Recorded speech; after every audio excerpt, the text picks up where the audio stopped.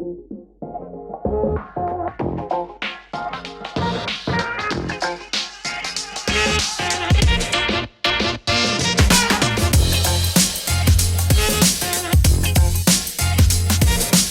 early stages of SaaS founders looking to maybe define that framework for their MVP, how do you work with them to choose that kind of baseline of what's needed as a core functionality and just enough to get released versus them saying, no, look, this is what we want. This is what we want to build. They tell you this big vision, go out there and build this, and this, where all you need is, just this first part, make sure, this is what your users want. And then how do you work with them to define that first part and get a release out? So SaaS founders, they're always looking to figure out, some sort of gap in a process that already exists. Right. So when you're looking at that gap in the market that you're trying to fill, obviously a ton of ideas come to mind. But it really is kind of just like this grounding experience where you just talk, it's literally just talking through it, right? Where you say, okay, this gap that you're trying to fill at the very bare minimum, how can we fill it, right? Like without all the bells and whistles, what's going to bridge this gap? What's going to make it, 2% easier for the end user? And I think most of us, and a lot of products, they're like conceived as a result of us as a user being like, hey, this process sucks. I wish I could do this, this, and this, and then they go out and build it, right? I think if we can kind of put ourselves in the customer's shoes, right? So for me, putting ourselves in the customer's shoes as remembering what it's like for us as consumers. And for us as the user who is frustrated with whatever process we're working with. And then two, if you can actually have conversations with people and say, hey, let's say you've profiled a certain type of person at a certain type of company. If you can just ask questions to people and say, hey, I bet you do this quite often. Would it be helpful if you could, achieve the same outcome, but skipping this step and just going straight here? If you can have those conversations and then couple that with me as a user, what drives me crazy, right? And at the very bare minimum, what do I need to make this process just 1% better, right? I think if you can help people like make processes more frictionless, whatever is, and it's going to be different for each context, but that's why it's important to have these conversations. And the SaaS founders who are ideating all this, they're the ones who are going to know, right? And so for me, it's just like I ask them, can you just tell me everything that you've noticed or that you've observed about this process? And then where can we drill down to start? Like, where can we find the baseline? Because there's going to be a ton of things that you can build on top of that. And then also, as you get in front of more people, they're going to tell you, hey, it would be nice to have this feature, and this feature. But I think, kind of to, reel it back in, it's two parts for me. It's if it's MVP, can you talk to potential users who perform a certain task or perform a certain process? Can you find out what's driving them crazy? You as a user, what is grinding your gears as well, and then whatever patterns you notice between the conversations you're having and also what's driving you insane when you're doing these tasks, what's the least amount of effort required and the most bare bones functionality that you can get to just make this process 1% better, at least 1% better, just to make sure it's a working product and get it out in front of people. If you've made their process slightly less, have slightly less friction, then you're onto something.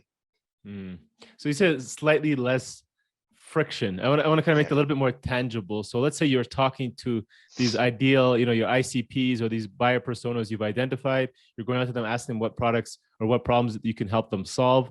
And you go and build a product for them. Is there any metrics that you like to measure specifically that can tell you, is this segment a good fit or the right target? Or you go on to three, and they say, no, this one is the right one that you want to continue focusing to build around? Yeah. So for an example, and this is actually a conversation I had with my wife the other day, where I think the service business industry is notorious for having these super outdated onboarding processes. So you think about cleaning services, car washes, details. that sector is actually getting is actually getting better. Lawn services, but the other day I was on a website for a cleaning service, and it's still like you got to call, they got to tell you the quote, they got to ask you so many questions, and right there, if you're the webmaster, you can look at what's the abandonment rate on my website, right? Mm. So you can look at the before, and then if you're trying to improve this particular process, me as a consumer, I personally like less steps. If I can go to that site and understand exactly what it is I'm getting, how much I have to pay, then my conversion rate, me personally, is going to be higher, right? I go and I know what I know what I need, I know what I'm looking for. I found it, so I filled out the form and I paid, right? So that's an example of a metric that you can look at, right? In the case of the service business, it's how many people got to the site and ended up putting something in the cart and paying. If it's SaaS, it's kind of like if your user has a very specific task to perform, and you have some sort of and you're capturing data around the use of this task, you can look at how many steps are involved to complete a Mm. certain task, and you can see, did they reach the endpoint or not, and break it down and say why, and then look at every single step involved and see, where can we eliminate steps to make this easier. That's actually one of the most recent projects that we worked on is, we've a lot of companies, they might have a lot of hot fixes that are built on top of each other. And for the audience, if you're not familiar with that term, a hot fix is basically just something came up, and rather than looking at it from a long-term point of view architecturally to figure out what's the best design to implement, it's kind of sweeping it under the rug with a quick fix, and then it just stays there, but it's not really useful, right? Mm. It's like a one-off case that you develop something really quickly to fix this point in the process. And one of the most recent projects that we worked on, this client had a ton of hot fixes just piled on top of each other, and we discovered that when we were looking to rebuild some of their user flows, there were a lot of steps involved in certain processes that really weren't necessary, and it just makes the process as a user cumbersome. And so kind of walking through those examples, and these folks, they weren't collecting any data, but if there is data that can kind of help you see how many people are doing what we thought they were going to be doing, and if it's not in line with what we expected, where can we pick apart that process, go through it, and see where the hiccup might be, why might the user be more hesitant to finish this process than this other process. Are there parts we can eliminate? Are there steps we can eliminate to make sure that they get to the end goal quicker and easier? Make it Mm. just make it simple and painless. Right. That makes sense. And then, adding to that, so those people who are, maybe built something, they've talked to their audience, they've kind of, set up their metrics to see what's kind of working. For SaaS specifically, do you have any strategies? I'm assuming you've worked with different SaaS companies who've launched products. How should they be looking at, releasing it? What does a successful release look like, or, especially at the beta stage? And do you have any places you suggest for people to promote and launch at the early stages? So I think a successful release is, I think a lot of successful SaaS companies have had good releases when they can get some really good initial traction. Mm. And obviously that's you're going to probably see that reflected in both your usage traffic, and then if you're paid right out the gate, right, depending on what kind of revenue structure you have. Let's say you have a 7-day trial and then people convert to paid. That's another really good metric that you can look at. And I think about it from as a consumer, there have been different tools that I've used for such and such a reason, where I'm happy to pay for it after the trial's over. And then there's other tools that I've used, and I've done the trial, but it didn't kind of blow me away. Mm.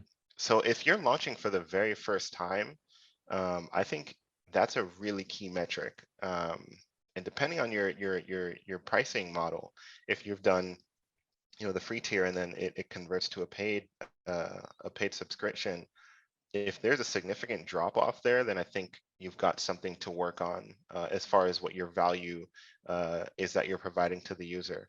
And on the flip side, if you've done the same pricing model where it's free upfront, and then after a certain amount of days, it switches to a paid subscription. Mhm. If you've noticed kind of like um, a steady path there, and as well if you've noticed like an uptick there because more people are getting on and onboarding, that's also a very key metric to pay attention to. I think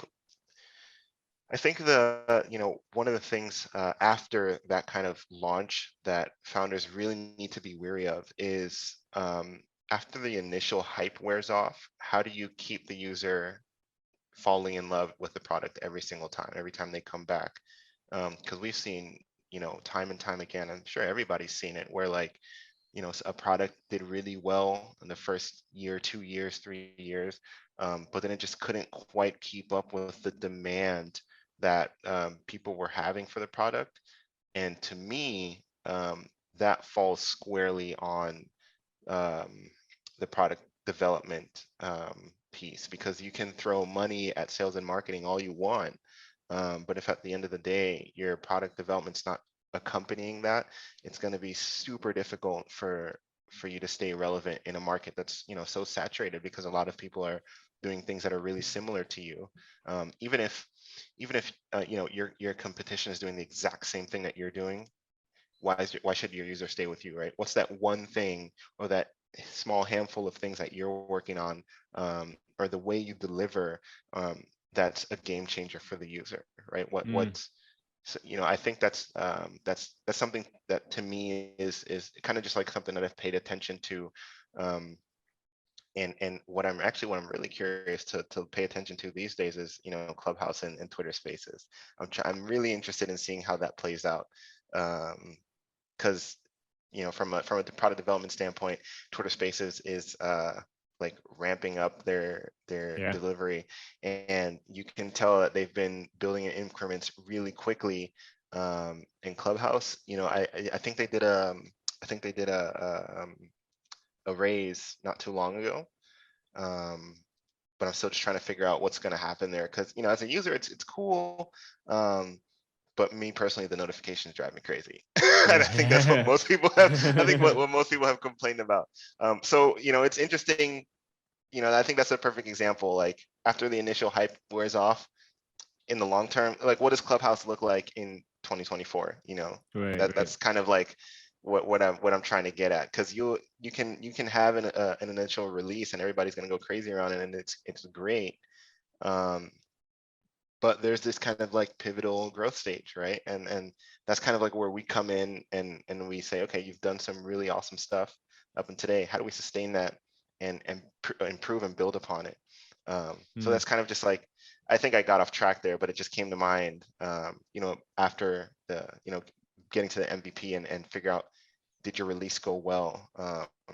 You definitely celebrate that when it does. But it's the beginning, and I think most people look to the future anyway.